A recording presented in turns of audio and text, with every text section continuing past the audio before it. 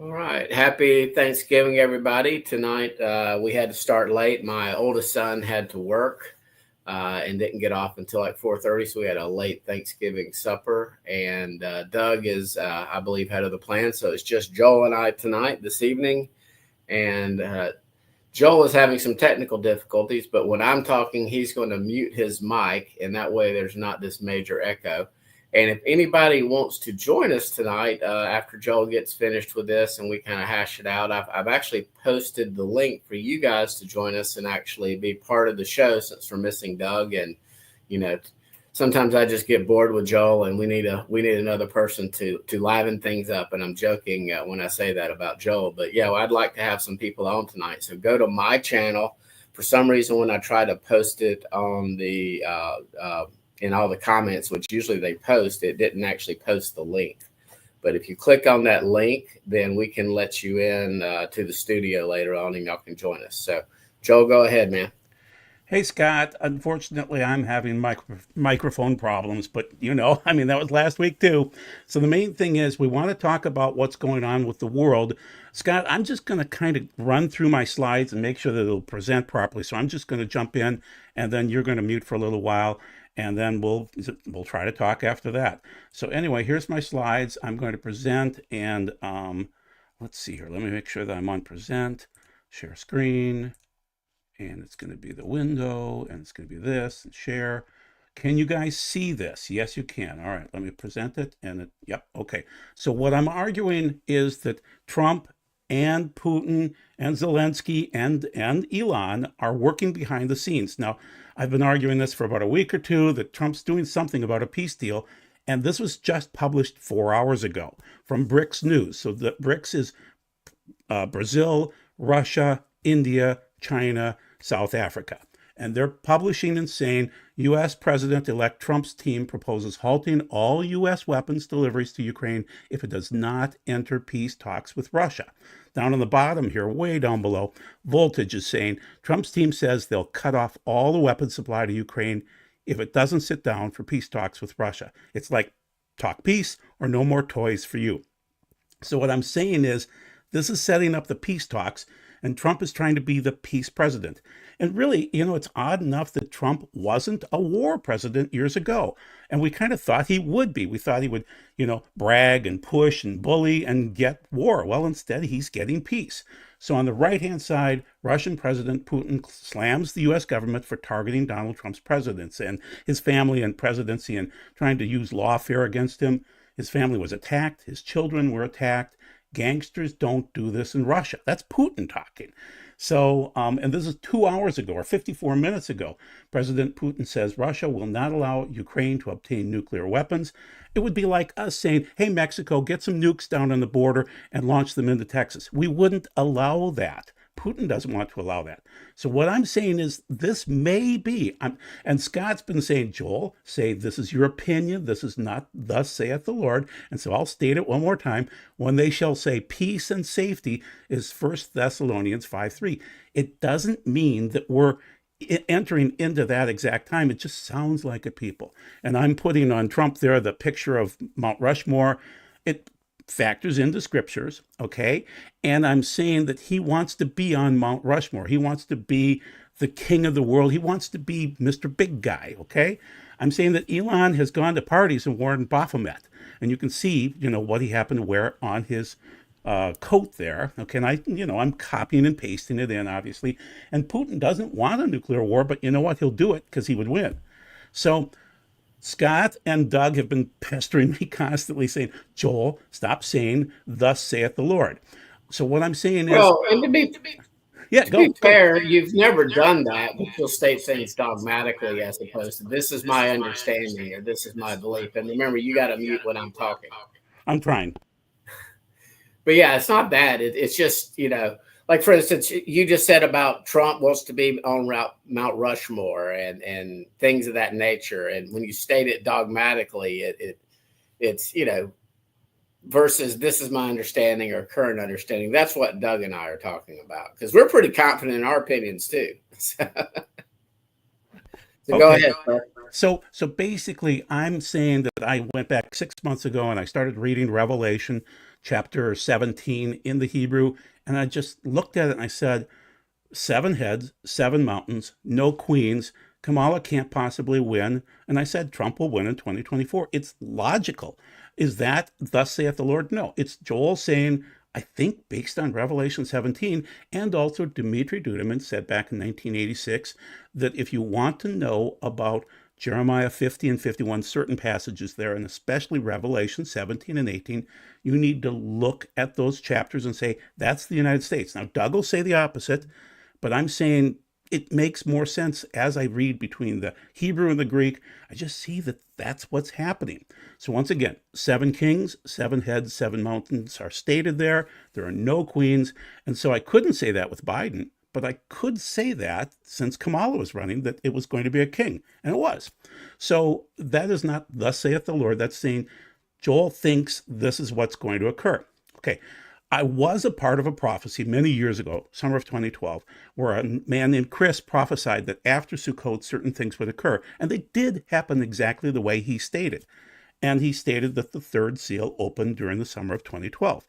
Now, my friend Mark said, Joel, and this is 6 months later, he said, Joel, this is about 1 Kings 12. It's about Jeroboam and Rehoboam. And so people, you can read that anytime you want to, and the fighting and the angst between, the northern tribes, Judah and Israel, and that's what's going on since 2012 with our president number 44, who really loves to divide us. And so I'm just arguing that that's what seems to be occurring. And now that's part of a prophecy, but once again, I was kind of like the conduit. I wasn't the guy saying it or interpreting it. I was just standing in the middle of it.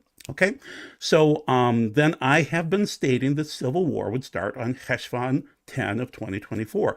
And I said, that's because the Paris Olympics had 18 Marie Antoinette heads singing Asa Ira and normalizing beheading, and I just thought, well, let's look up the date when she was beheaded. Oh, it's Cheshvan 10. So it's during this 1 Kings 12, Jeroboam's false Cheshvan celebration of, a Yom Kippur, and then into the Sukkot and things like that. And I just said, they're predicting it. And guess what? During that week, I was wrong on the Civil War. I was right on the World War, because that is the exact time that Biden ordered the long-range missiles to be shot from Ukraine to push for World War III. Yep, boom. So then what happens in return? Russia starts sending long-range missiles back. That moves World War III forward. That is kind of what I thought was occurring. So then I keep on saying speed bump Trump. That is not thus saith the Lord. That is Joel saying that the globalists will win out over the nationalists at some point in time, and Trump is just stopping them and slowing them down for a couple of minutes. The mark of the beast is coming at some point in time in the future, and Trump and all the nationalists can't stop that. It's prophecy. You know that. So I'm saying there's probably a fake peace deal set up by Thanksgiving. It looks like it's occurring right now. It's logical, people. It's not thus saith the Lord. It's just, Trump is working on that. Elon is working on that. Jared is working on that. And so they've been doing this for weeks, okay, since the election. Point number 7, Elon, Jared, MBS, and Trump will forge a peace agreement between Israel and the Arabs, and they're going to push it for Tishri 23 of 2025. But I don't know that. It just seems logical that that's what's going to occur, because they'll first get Russia and Ukraine talking and some kind of a peace deal, and then they'll just move on to Israel, thinking we're the best in the world. We're, the peacemakers. And so I'm saying since the 2020 Abraham Accords, it's logical that that's what they're shooting for, because they set up Jerusalem as the capital the first year in 2017. So Trump loves to do it right out of the gate. But I'm saying after that comes the MOB. So Scott, your comments? Keep going. Okay, I'll keep going. Okay, so the way I read the Bible, and people disagree with me all you want, but this is how I read it. You're going to have wars and rumors of wars. Okay, so that's Matthew 24, probably 8. Okay, then you're going to have some kind of a peace. I'm saying it's a fake peace, but it looks like peace. Then you're going to move into something called safety, and we'll discuss that word in a minute. Then you're going to go into the logistics of that, which will break down because the beast system is on its doorstep, and I'll point that out in my slides. Then you go into, at the end, Gog and World War III. If I'm wrong and if Scott disagrees with me, jump on and I'll mute, But basically, this is what's going on. It's the sequence that seems to occur that's biblical. And maybe there's some other things that I'm missing. Go ahead and point it out in the comments, and tell me, Joel, you forgot about this or whatever else, or there's a point A or a point B or a C or D or anything like that. Okay. I'm telling you that the people that used to be the peaceniks, the liberals, want World War III. I'm telling you that Iran has an eschatology that says the Mahdi has to return, and they're pushing for it too. I'm telling you that number 44 is a war hawk, actually. He comes across as a peaceful dude. He's not.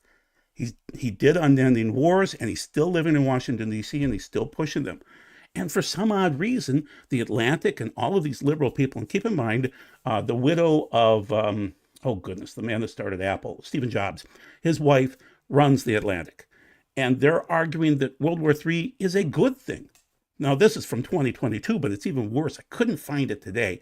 But in 2024, they came out and literally said, it's okay. We can do this. We can manage World War III. They're nuts. You know it too. We've seen this before in history. In 1938, on the 4th of Tishri, we saw Chamberlain meet with Hitler and say, I'm going to give you peace in our lifetimes, peace for our time. And it didn't hold. I'm thinking this is kind of what's happening again. So let me just read the verses to you.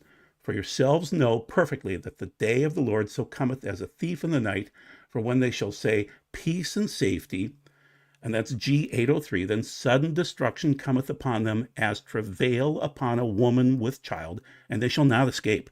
But ye, brethren, are not in darkness, that that day should overtake you as a thief. So that's 1 Thessalonians 5, 2 through 4. And I'm saying sometimes it comes with purchasing peace, and that might happen this time. So once again, some side is escalating this. Even the New York Times, this is November 25th of 2024, says a sudden escalation in Ukraine before Trump takes office. Well, obviously, he just shot long-range missiles, and we know Ukraine doesn't have the technology to shoot those rockets, so it's U.S. guys doing this. And we also know that they cut a peace deal in 2014, and the United States and Germany and England and France all lied to Putin about the peace deal back then, that they wouldn't put any military advisors into Ukraine, and they wouldn't do this, and they wouldn't. Well, they lied, and they even admitted it. Mitterrand, and the famous German leader, I'm blanking on her name and face, but anyway, they admitted a year ago that they lied to Putin, and they had every intention to build up World War III in Ukraine in 2014. Okay, so what I'm arguing here is that there is an escalation, but the liberals are always stating, well, it's a new kind of rhetoric from President Putin, but there's nothing chastising Biden for taking the steps that they've never taken before. So what I'm arguing is then that Trump, Elon, and Jared are forging peace and safety across the world. We all know what shalom means, but what's this asphaleia, G803? For they will say peace and safety. So sudden destruction cometh, from 1 Thessalonians 5:3. So asphaleia seems to closely resemble batak in Hebrew. What is the first instance of batak? It's Genesis 34:25.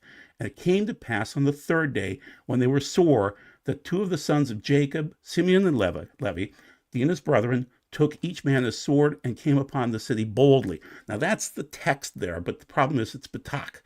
It's stealthy, it's unaware. They killed these. They were Hethites. They were terrorists. They killed them in cold blood and slew all the males. So, and that's the King James, obviously. So we're watching Trump, Elon, and Jared forge some kind of a fake peace agreement with the people that are unaware of the consequences, which is rapid globalization and the mark of the beast system that's coming.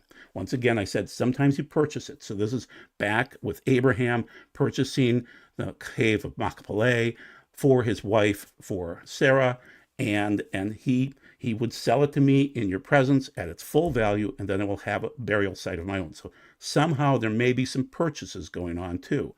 And so, this is a statement from a Jewish fellow. When the Jews were in Europe, the Europeans screamed, go to Palestine. When the Jews settled in the land of Israel, the Arabs screamed, go back to Europe.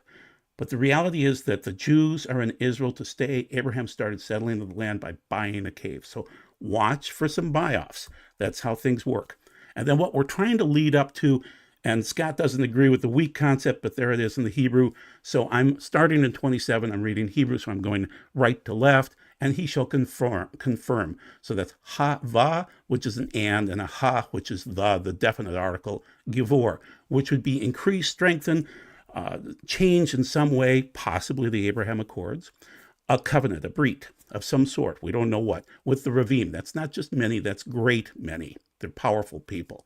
And so I'm saying the Trump, El Elyon, that's what his family calls him, Jared, Putin, MBS, are all working on some kind of a first peace agreement up in Russia and Ukraine, and then down in Israel, because they're going to take that technology and move it south. And I'm saying that this is what we're coming to, which is the beast system. And this just came out like hours ago. Shared commitments in a blended reality, advancing governance in the future internet, the convergence and adoption of key emerging technologies like extended reality, XR, paired with artificial intelligence, the Internet of Things, blockchain, robotics, digital twins, everything like that, propelling the internet into a new blended reality where we're no longer humans, which is Genesis 1:26 and 27, also referred to as the metaverse, or our future of the internet.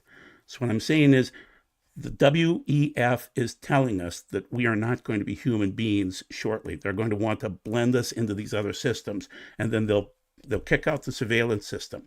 This is scary when you hear this, and you can go out and hear it on your own. It's from Zero Hedge. It's Mark Andreessen. He was a former Democrat that voted for all the Democrats the last 20 years, 30 years. He's saying he met with Bill Clinton, Al Gore, John Kerry, Barack Obama, Hillary Clinton, all of these people. But then he met with the current Biden administration and had troubling meetings because of major concerns. They plan to control AI through government regulatory capture, a strategy reminiscent of communist policies in China. So it's alarming. These meetings frightened him, and he flipped over and went with Trump because he realized that Trump was still a nationalist. And even though people with Trump are globalists, like Elon and probably Jared, there's this frightfulness of Biden's administration laid it all out. Only 2 to 3 AI companies will be allowed to exist.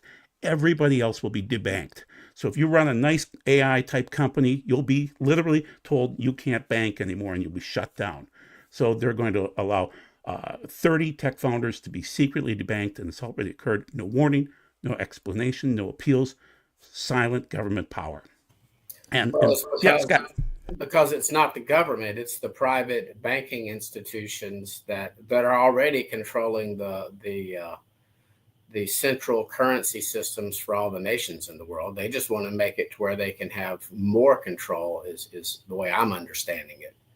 And then you start looking into BlackRock and things of that nature. And I would encourage, Joe, you might remember her name. She speaks a lot. She's not necessarily a Christian or a believer, but she's an investigative reporter. But I listened to something recently that she did. I'm sorry, everybody, I can't remember her name right now. But it's somebody in the chat. Pardon? Whitney Webb? Yes, that's it. Yeah, she was talking about BlackRock and the central digital currency and this debanking and how they're doing this with certain tech startup companies, et cetera, and you can see the mark of the beast all over what's coming. The only question I have is right now is when they'll do it and how they'll do it. Her premise and other premises is to get it done, they need an event like World War II in order to shake up the world. So I'm seeing these skirmishes right now. If Trump comes in, back to the topic on this, if Trump comes in and settles this right now, small skirmish with Ukraine and Russia, and what is still sort of in the big scheme of things, a small, war in Gaza, limited to very, not much terrain. I'm not discounting what the Israelis are going through or what the civilians that live in Gaza are going through, or the civilians that are living in Lebanon are going through. But it still is localized. There's been a few strikes against Iran, but we have not seen, China has not yet invaded Taiwan. So if Trump comes in, I can see all the newspaper headline people saying, this is it. This is the peace and safety. This we're getting sudden destruction now.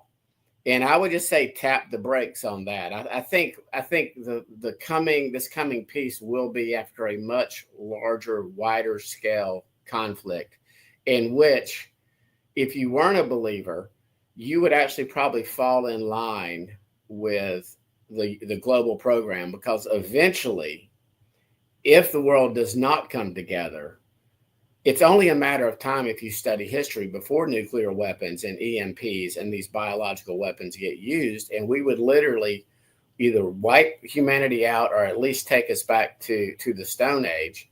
And again, with depopulation, what do the people that are really in charge care? I mean, they'll probably go to their bunkers, their safe spaces. Maybe that's one reason Elon wants to go to Mars, the planet of war. I don't know. But anyway, let's get Mark's opinion on here. Let me add him back to the stage and unmute him. Mark, you got to unmute your own mic, it looks like. Yeah, I'm here.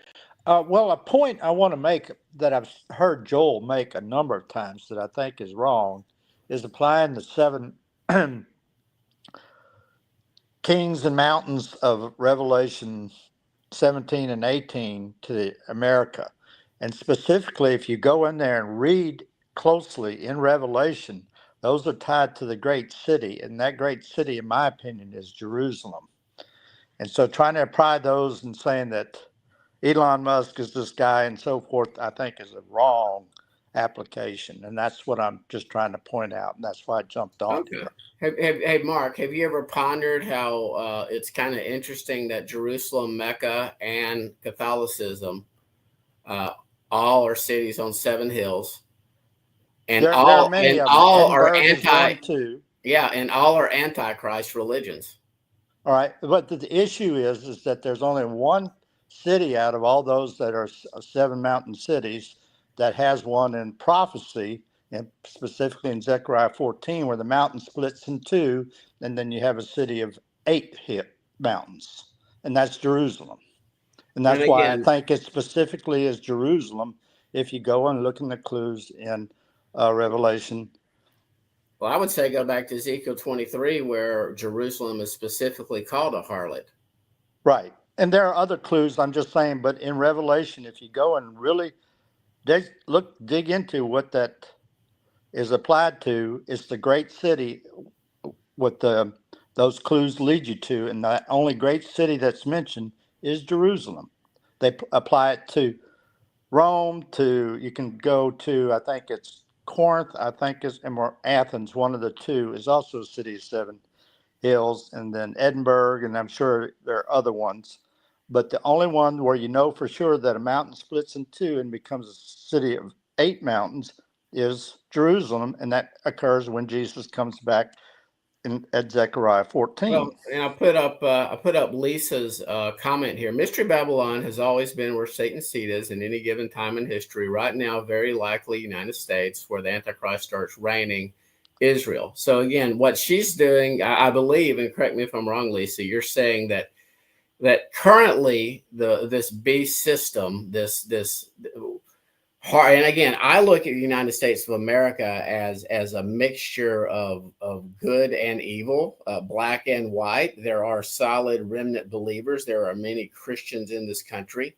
There are many deceived Christians in this country. But when we start looking at what the USA produces as far as pornography, abortion, what we spread around the world, how many wars we've gotten involved in, how many regimes we've changed. We're not the nation that Mark's generation, my generation, was programmed to believe they were. We were programmed to believe that we're this beacon of democracy, a beacon of light, And so as you actually start studying our history, I can see how, Mark, ultimately you are correct in that I do believe that that is ultimately where, at the very end, the beast will rule from. Because I mean, what other city qualifies for where the prophets were slain? And everybody says, "Oh, that's anti-Semitic." I said, "No, that's just quoting the Bible." I mean, you could call Yeshua an anti-Semite. You could call Peter and Paul anti-Semites. The text says what it says. It's when people apply it and only applied it toward Judah, and they ignore the parts that their belief is going to be the resurrection from the dead, that I start getting a little irritated, because they're so anti-Judah. They can't see the redemptive plan for Judah that's unfolding. So go ahead, Mark. Another point I just want to make too is that you have to delineate the whore from the beast that she rides on. The United States could still be part of that beast system, but I don't see it, because there's none of the beasts that the whore rides on is applied to America as, a great eagle or whatever you want to do it But from that standpoint. What is the whore in Scripture? Is it a city, or is it, like, for instance, in Ezekiel 23, Jerusalem and Samaria are called whores. Now, sewer systems are not slutty. They're kind of nasty, but it's not like they sell their bodies for sex. It's not like they play around with these pagan religions and occultic rituals and mix them in with their faith. And that's what the whore of Samaria did, and that's what current Christianity does, and that's what Judaism still does. So again, when we start looking at the harlot, we can't just look at Revelation. We have to look back at who is called a harlot in Scripture. And you're right. It is, part of that would be Judah and Jerusalem. Part of that right now would be the Vatican, and where the vicar, the Antichrist, has his little throne and fiefdom. Correct. And that imagery is also like in the Battle of Jericho. You've got the harlot there in the city, and she's saved out of the city because of her faith. Yeah, I mean, no doubt. I'm just saying, when we're talking about who is, now she was a literal harlot, but I'm talking about what Scripture calls a harlot as far as spiritual adultery. In other words, cheating on your husband, doing things that your husband has said don't do. And in this respect, the husband being Yeshua, saying don't do these things. And yet what does religion do? She plays the whore with these pagan practices. And it's nothing new under the sun. Israel did it. Judah did it. Judaism still does it. Our entire faith is built. Next month we're going to have a big old pagan feast and slap Jesus' birthday on it. Correct. So, all right, Joel, jump in with us. Okay, I'll unmute, and hopefully you guys can mute. Mark, I think you might need to do that too. For some reason, we're getting feedback. So I guess I see your points. You're spiritualizing it, and I've kind of dealt with that for years, where people say the spiritual aspect is this, and I'm saying I think it's literal based on Dudeman and other people. Wilkerson kind of stated the same things in a different way. And so what I'm getting at is that the kings of the earth come whoring to this particular location, and the United Nations is that Babylon. So it's mentioned in chapter 18 more as the city of Babel. And so it just seems like they're not really coming to Jerusalem to whore it up. Actually, you could say they would come to Tel Aviv to whore it up. They really don't do much of that in Jerusalem. So the place that people come to whore around is New York City. And what do you see? Out in front of the United Nations, you see this beast that is reminiscent of Revelation 13. It was kind of multicolored. It came from some Oaxaca of Mexico, and you could just see how evil it was, and other figurines in the United Nations, and all the curses that come. So, are we literal or are we spiritual? Maybe we're both right. I don't know. I'll mute. It's generally both and, Joel, if when we look at it from a Hebraic standpoint, and that would be, I put Keys of the Kingdom's comment up. Book of Revelation events is centralized to the Middle East region. The U.S. is not in those verses of chapter 17 and 18. And again, I believe we see, you actually don't really see that in Revelation so much. There are parts like Zechariah 12 through 14 are very focused around Jerusalem. But again, once you understand that Ephraim was swallowed up by the nations, scattered and sifted amongst the nations, and you start reading certain prophecies that are applicable to the house of Israel, that have not been fulfilled yet, that's going to be Christianity. That is going to be, just read through, and when you see a specific prophecy, and sometimes it was fulfilled in the past, but prophecy is cyclical. It does not mean that it will not be fulfilled in the future. So again, when people tell me that this is just going to be centered around the modern nation state of Israel, the ancient land, and just those lands there, I think you have a very limited view of Scripture in light of the fact that the gospel has went out to all the nations, and now there are citizens of Israel. They were excluded from citizenship in Israel, but now they are fellow citizens. Israelites live everywhere. In fact, Jews who have not placed their faith in Yeshua are not as much of a citizen of Israel right now. They're broken off branches. We wild olive trees are grafted into that singular olive tree. We have more right and claim to citizenship, but it's amazing. Judah's policy, based on rabbinic interpretation, is keeping individuals like me. Even if I wanted to move right now to the northern mountains of Israel, I couldn't do so. Even if I was Jewish and I had faith in Yeshua, I could not do so unless I lied on my application to become a citizen. So again, Yah's orchestrating this. Judah's going to remain in unbelief until the very end, and everybody should be praying for our brother, sister Judah, because until they corporately put faith in Yeshua, the resurrection doesn't happen. Their belief is the resurrection from the dead. But it's God orchestrating all this. And I think we're living in probably the most exciting times of the ecclesia, the church, since probably Yeshua walked the earth and what we see recorded in Acts. Are times accelerating and converging?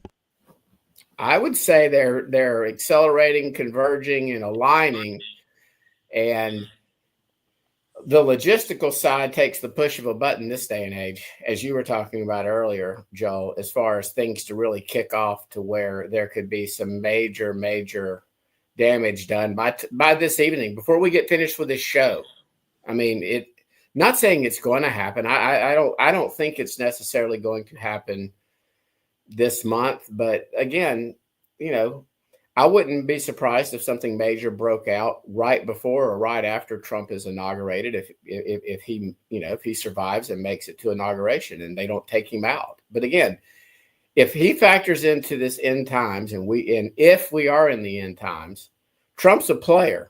I mean, there's no doubt about it, if we are truly that close to the end of this age. I would say that based on my 20 years of experience of tracking news stories, so basically what I do is I read prophecy, I read news stories, and I know my Bible, okay? So in Greek and Hebrew. So the main thing is I'm seeing over 20 years a crescendo and a decrescendo, and a crescendo and a decrescendo over periods of time where, God kind of ramps things up and you notice things are happening in the world, and then suddenly it's calm for a period of time. I'm telling you, in 2024, the pressure's been on with a crescendo. There's been no decrescendo. And based on Haller's logic, which is convergence, acceleration, things like that, logistics, that it's only going to increase through 2025. I see no decrescendo. You got any comments, Mark? Nobody else is joining us. If any of you guys want to join us, the link is up there. Well, my theory was busted when I didn't have the abomination desolation and this past tabernacles. But one thing that did happen during that time frame was the September 22nd, 23rd ratification of the UN policy for the future ahead. And I think, Joel, you may even have commented on this too. But that was, I had that as 1290th day from March 14th of 2021, which I thought was kind of strange. So I don't really know what's going on now. I can't tell you. Again, I don't think you can know the year or time now, even though I thought I could. I still believe that that Jesus returns at a future Jubilee. What I has pegged as the Jubilee in 2027 is doubtful whether it could pan out in that time frame. So my theory is pretty much busted on that. So I can't really tell you what's going to happen. Was just 3.5 years, or as Scott believes, and others, and I think David Burnett is also a big believer of that in our group. And from that standpoint, from the time forward, I don't really know what's happening, but all I can say is I'm watching things unfold. And if they're going to unfold, they're going to unfold quickly, because we're closely approaching a 3.5 year window or a 7 year window to the original time frame of 2,000 years, or what some people believe the 6,000th year. And it's getting to the point where even the 6,000th year may be a bust. Well, again, I don't know what year Yeshua ascended and returned to this place. A great argument can be made for 30 AD. A good argument can be made for as early as 28 AD. Other arguments can be made for 32, 33. The latest I've ever seen, which I think is way out there, is 36 AD. That's the latest I've seen any scholar try to say. But I've often said that if we're sitting around here talking like this and nothing major has happened by 2030, 31, then this understanding and this theory is just incorrect. Like I know the producer of Messiah 2030, and I thought it was excellent. I just wish he'd have put a question mark back behind the title. And so that way he's not locking himself in. Like our brother Nelson Walters, they have said that the tribulation period, based on this understanding of Daniel's 70th week, he's up to like 99.99%. The tribulation period started this past September, and they're basing that on what they believe. I will use his word that I despise. The rapture will happen on Feast of Trumpets in 2030. So again, that aligns with Messiah 2030. That aligns with a lot of people. I would rather be wiggly and not be dogmatic and not set a year. And Mark, I would like to say this about you and give you some credit. When you were wrong, you said, "Hey, I was wrong." You've said it tonight live on the show as well. So, but keep on, like you said, keep on watching, brother. Thanks. So, I'm going to go ahead and check out. I don't have right. anything else. Okay. All right, see you later, buddy. I'm dogmatic on acceleration and convergence. I'm dogmatic that the logistics are being set up, that I've been monitoring the bids from the United Nations on setting up the databases. I'm dogmatic that things are happening on the peace side that might lead to peace and safety. But I'm not dogmatic on starting yet. I truly believe that we're outside of either the 3.5 or the 7 years, depending upon which theory you want. Well, I believe the 3.5 years could start as early as this spring. I'm not saying it will start this spring. I'm just saying it could. So Craig Thiessen says that. Craig Thiessen says this spring. Well, I don't say that. I say it could. I would rather err on the side of being a watchman on the wall, blowing the trumpet, saying watch, versus telling everybody, no, we can really kind of wait for the Great Tribulation to start in 2027. So I would rather err on the side of being overly cautious and build in that 2 or 3-ish years wiggle room. And the reason I put this comment up, I want to make sure I clarify what I was referring to, Riri, about Judah's belief. So Paul is writing, now I'm speaking to you of the nations. This translation says Gentiles. Inasmuch then as I am an apostle to the nations, I magnify my ministry in order somehow to make my fellow Jews jealous and thus save some of them. For if their rejection means the reconciliation of the world, what will their acceptance mean but life from the dead? And then I compare that. I keep on reading in Romans 11, and then I see passages like Zechariah 12 and 14, where they will look to him upon whom they have pierced, and they will mourn. Yeshua's telling Judah, you will not see me again until you cry out, blessed is he who comes in the name of Yah. And so that's what I'm getting at. Judah is going to have to come to belief, but it's going to be at the literally the end of the sixth day when this occurs. I believe it's when they see that sign of the Son of Man, and they're going to actually look to him, and they're going to mourn, and all hope is lost. All nations have now gathered against Judah and Jerusalem. That's that hook in the jaw of all the nations. I don't know how it all unfolds, but that seems to be when the resurrection occurs, is when Judah places their faith in Yeshua. And that's another reason why this concept of a rapture prior to a 7-year tribulation period, or prior to the Great Tribulation, I love my pre-trib brothers and sisters. I don't, there's so many things that they won't debate someone like myself or Dr. Hamp or Joel or John Haller or anybody. They don't want to debate, because when people start to hear I don't want to say an argument, but when hard questions are asked that they can't answer, like if you ask that question, well, this passage right here, it looks to me like their belief is resurrection from the dead, and you're saying God's got to beat the snot out of them for 7 years before they believe. The Father God has to beat them up. Jesus, the second person Son God, would never beat up his bride, but the Father God, he gets the Jews, and he's going to beat the snot out of them for being bad Jews and not believing in his Son. That just makes no sense, everybody. Go ahead, Joel. Jump in. I thought you were going to read the question. Well, you did. You covered from Riri. Yeah. So basically where I'm going, and you can kind of see the slides off to the right-hand side, is our national security is hanging by a thread, according to Mark Andreessen. 90% of the U.S. military drones are Chinese made. FAA regulations wiped out American manufacturers of drones. If you watch the drone activity from China, it's amazing, guys. There is no way that we could survive a war against the drones. If you had humanoid type drones on the ground stalking you, and airborne drones, and I've been watching some Russian films lately where these guys are being stalked by drones. It's horrific.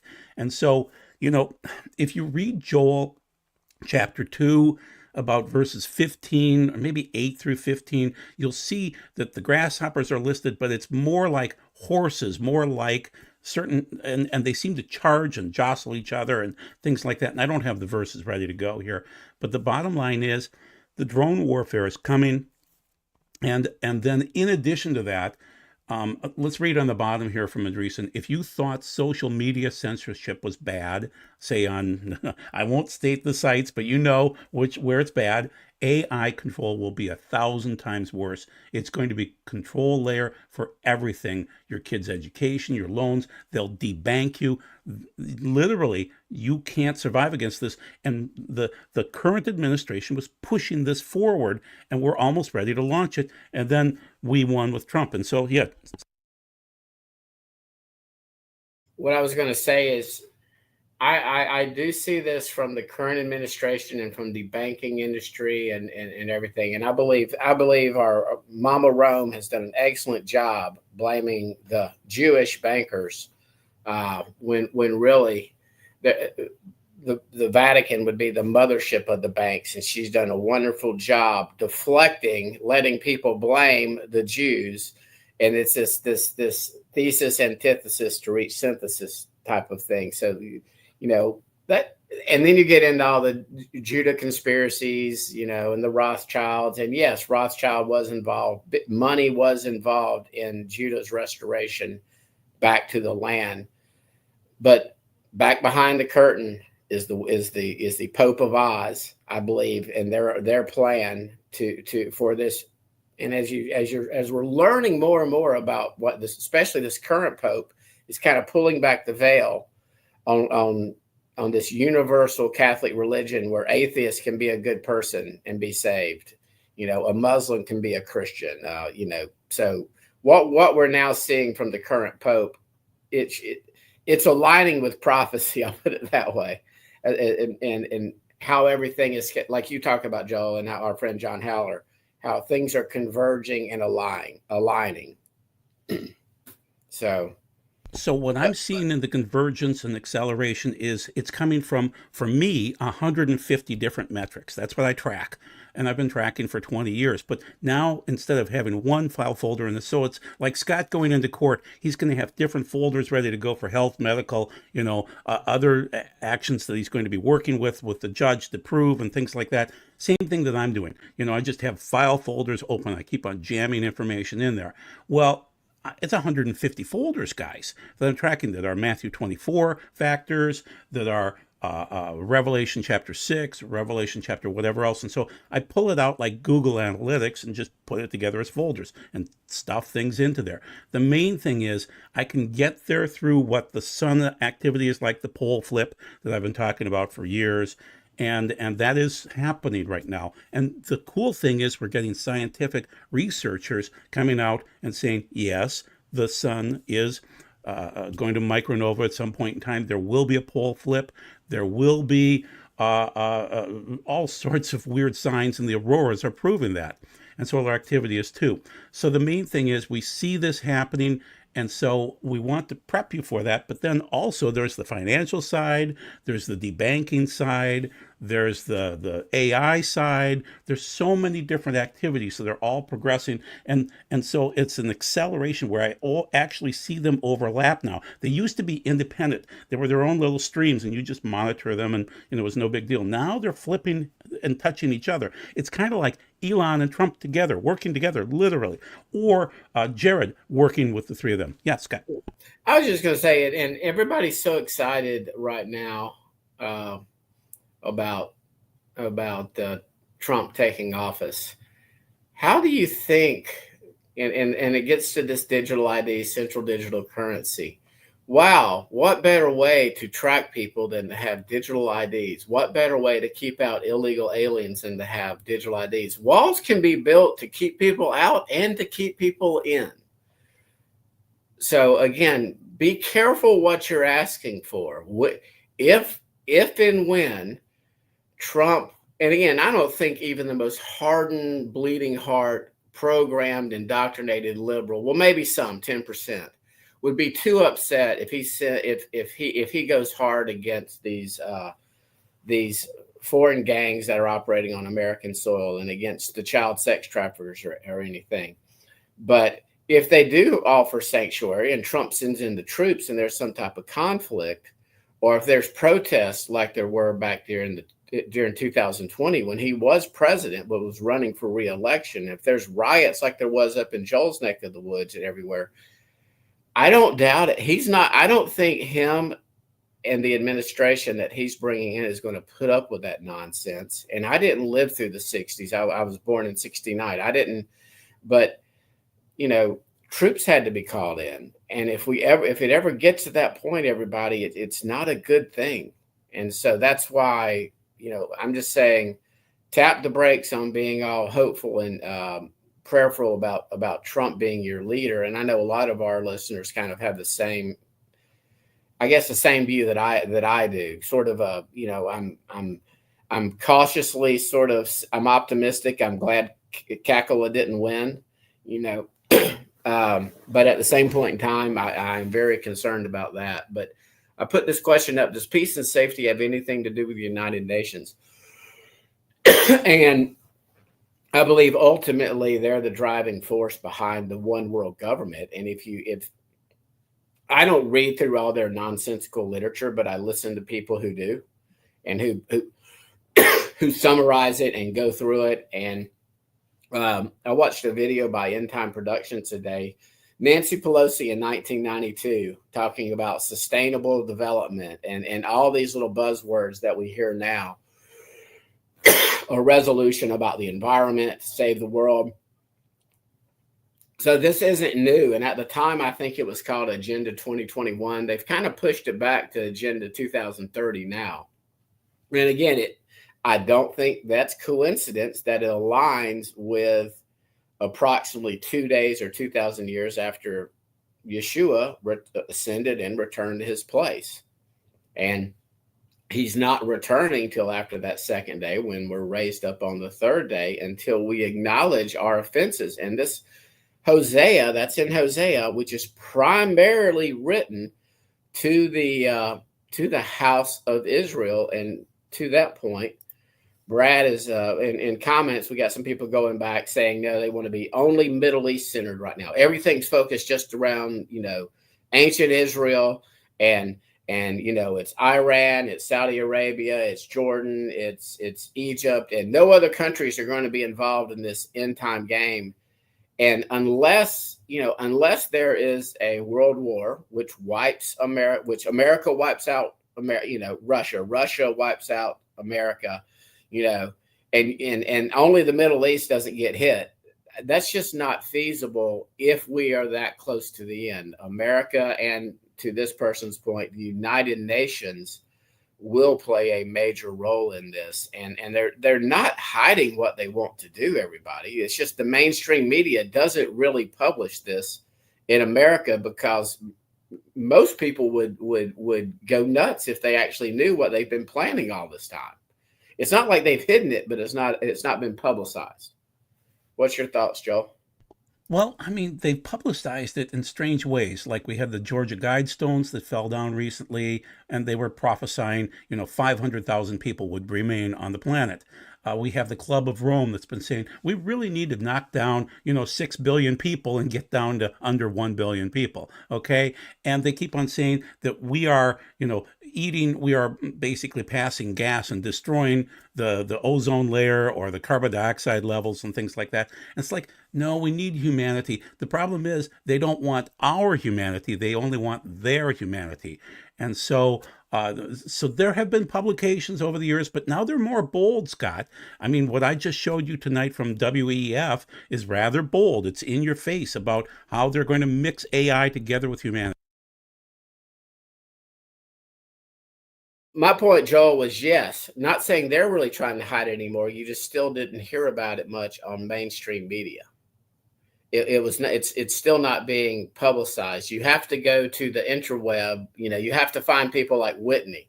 You have to find people like who's the guy that does the technocracy, Patrick Wood. That's what the mainstream media and the people that control mainstream media, which are just a few corporations, and they're controlled by the market managers, and they're controlled by the banks. And so you just follow the money.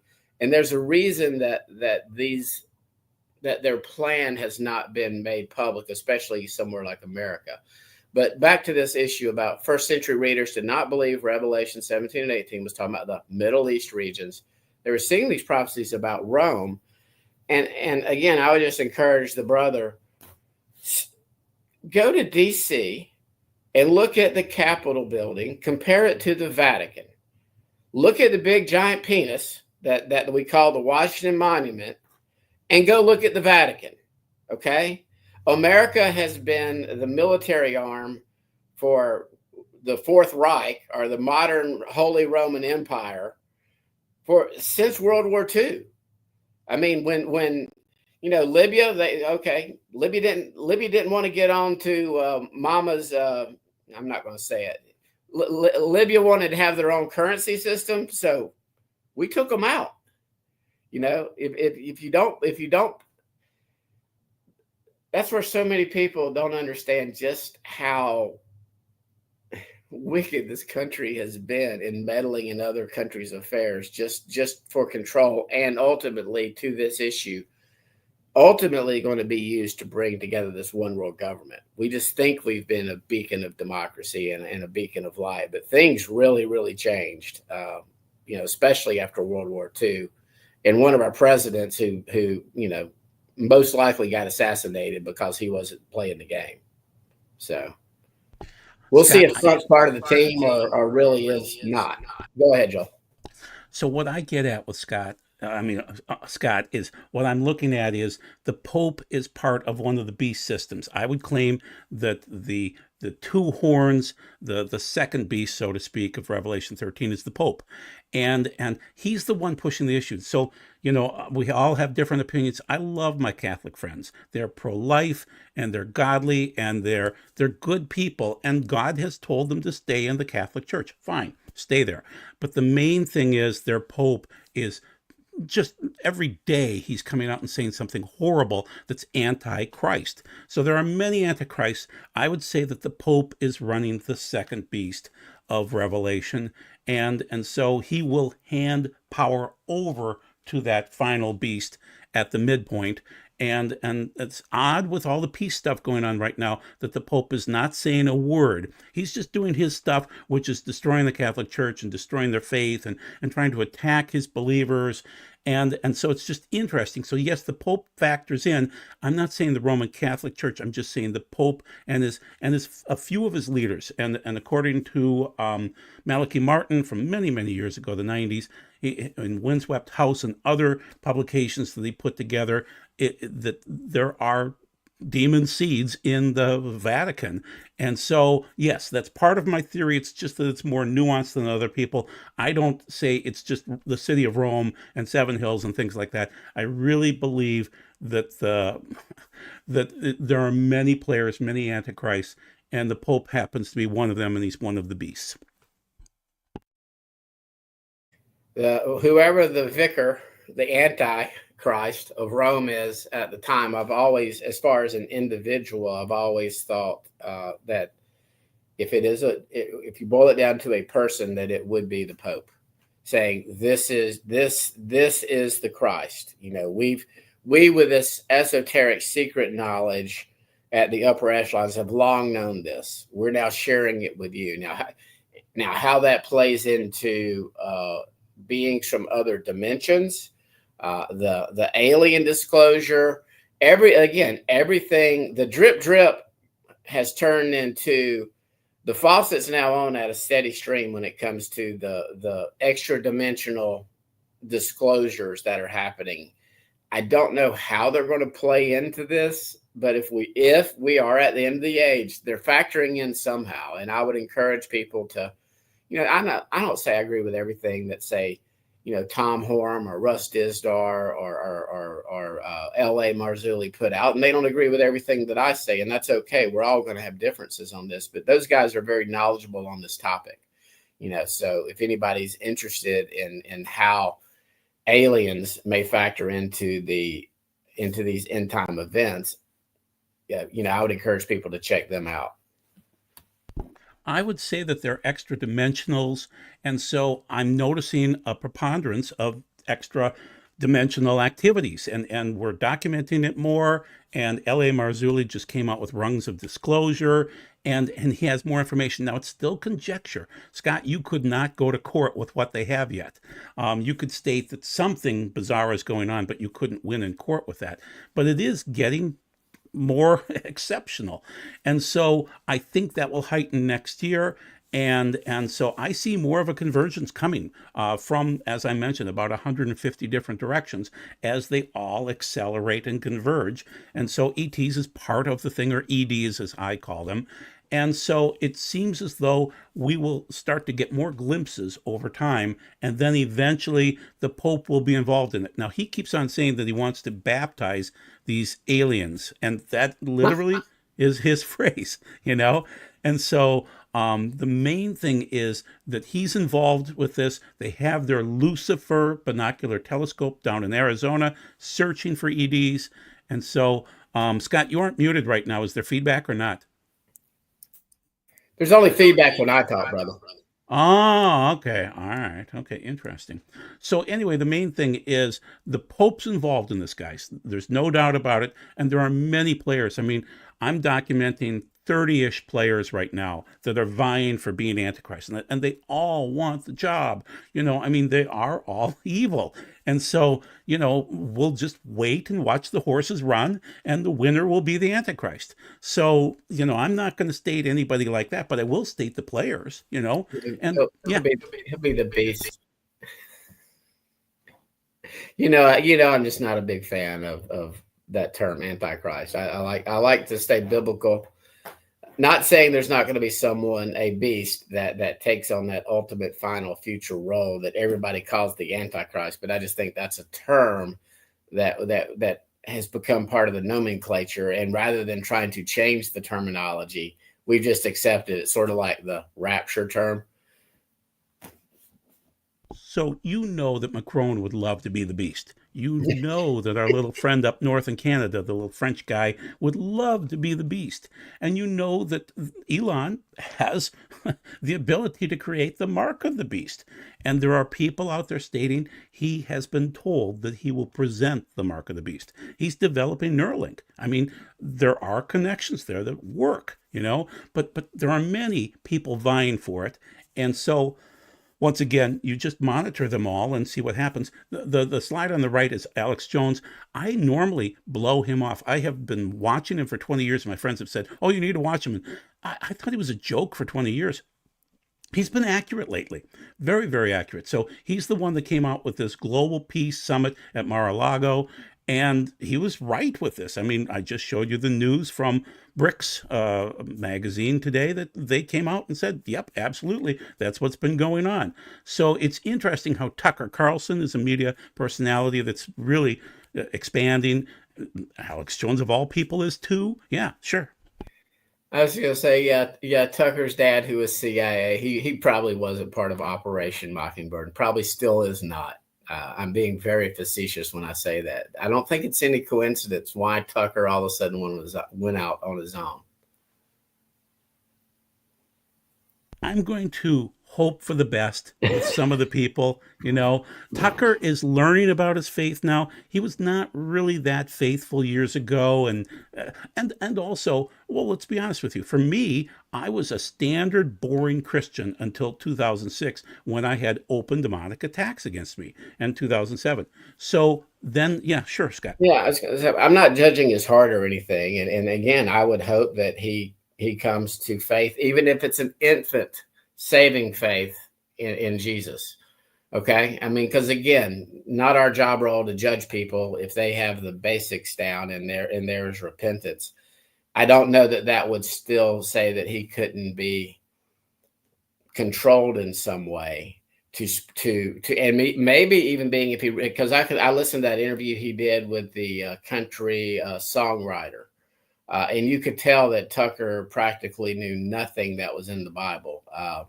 I forget the guy's name, but you could tell. So again, someone like that, if they are just starting to practice this faith, depending on, who are they being discipled by? Who is their teacher? Who is their pastor? Where are they getting their information from? My point is that the deception is going to be so strong if you don't really know your scriptures and know the truth, which his Torah is truth, Yeshua is truth. If you don't understand what Yeshua said and taught in the Gospels, if you don't know your scriptures, you are ripe for deception.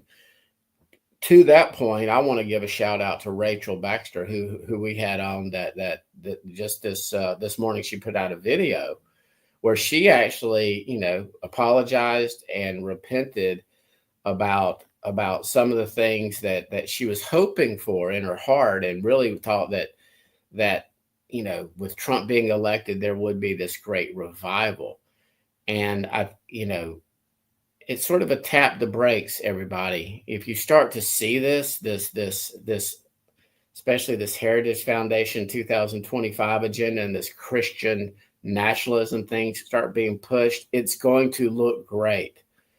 It's at first, but it's if he's still receiving spiritual counsel from Paula White and individuals like this, I'm just saying, if those are the people, if he is still advocating for the great Norman Vincent Peale, just be careful. And that's what I'm saying is someone like Tucker, who unless he's done a lot of studying since that interview, that doesn't know the scriptures, he could be easily deceived. Someone like Candace Owens, who now has become up under the Holy Mother Roman Church. Russell Brand, if his conversion to Catholicism is true, I don't know which scares me worse. Again, not saying Catholics cannot be, in covenant and enter the kingdom, but at the same point in time, it concerns me what's happening with this awakening. My friend Jeff Friedlander started a series and he named it The Awakening. I'm like, oh man, And the reason being is because you had all these buzzwords about people being awakened in 2020, and then the QAnon nonsense, and everybody got awakened to the evil. And so I'm just saying this awakening, not saying that it's not biblical. Wake up, you sleepers. Okay. That part is biblical, but the when you hear things like the golden age or a great Christian revival or anything like that, if there's not repentance for this nation and repentance among the individuals, I've got a lot of concern for people being deceived. It's easy to see the evil. Who unless you're a Satanist, who can't get against satanic ritual abuse and the murder of babies and child sex trafficking and all this, and the pornography and the LBGQ alphabet agenda. Who can't see that if they just read the front and the back of the book? They don't even have to read the front of the book to know that those things are evil and wrong. So that's my concern. Is everybody just stay diligent, and if people hadn't figured it out by now, the more I study prophecy, the less dogmatic I get. So.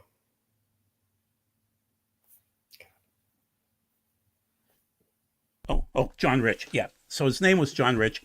And I'm intrigued at how God is opening up people's eyes. So John Rich has a market to country western people, and they've been listening to the rapture story for 120 years, and now they're hearing John Rich say, no, Jesus is returning, and we're going through the tribulation of some sort, and also that it's on the doorstep. And so it's interesting that Jesus is allowing the message, or God is allowing the message, to get out to different types of people. So there are different people groups that God wants to, get the message out to, and some people are the mouthpieces for that. And also, people love Hal Lindsey, but that mouthpiece is over. He just passed a few days ago.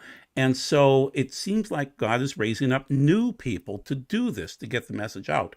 And so who knows what this show is doing and proving. Hopefully we're helping people to realize things are getting closer. Once again, what I'm preaching is acceleration, convergence, logistics. Okay. And I'm documenting it, and I'm just seeing my folders fill up faster. Sorry, that's just the nature of it, and no decrescendo, So, and I'm seeing that, worldwide, the globalists are trying to Trump-proof NATO so that Trump can't get out of NATO, that he can't do things that are America-centric, that literally all he can do is participate in World War III. And so, the globalists are going to keep on fighting the whole way through, and sorry, Scott, they're Antichrist. Who's that? Who's who? You said they're Antichrist. Who are you talking about? The globalists from the no NATO. Doubt. Yeah. No doubt. But let's see. I think, Joel, unless you have any closing remarks, we started late tonight because of me, but do you have anything else you want to add before we sign off for the evening? I'm fine. We covered it.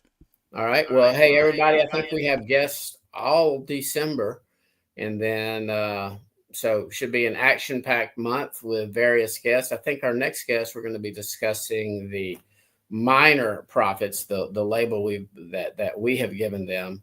And I don't know if our guest is going to focus on any particular book or not, but I would encourage everybody, especially one of our brothers in here that seems to think that the Bible is just this book about a little old piece of land and its neighbors from many, many years ago, to understand who Israel is and to go through and read Hosea and Joel and see, not Joel, Hosea and Amos, and understand what happened to the northern house of Israel. They got scattered everywhere. We live everywhere now. And one of the reasons, Joel, to your point about the acceleration and the alignment, is millions around the world of his people are jumping out of bed with Roman theology and returning to his way and his truth. And we're no longer being earth and heavens deniers. So again, that's the positive aspect of this prophecy, is that Deuteronomy 4 and Deuteronomy 30 predicted that Israel as a whole would sin. They would be scattered to all the nations, But in the latter days, people would start returning to his ways and his truth and honoring him and worshiping him the way he instructed to do, as opposed to the way the Roman Pope has instructed to do. And even though the reformers and the Protestants, the protesters, got a lot right, they still kowtow to Mama Rome every Sunday, every Christmas, on this made-up holy day called Easter. None of those are biblical.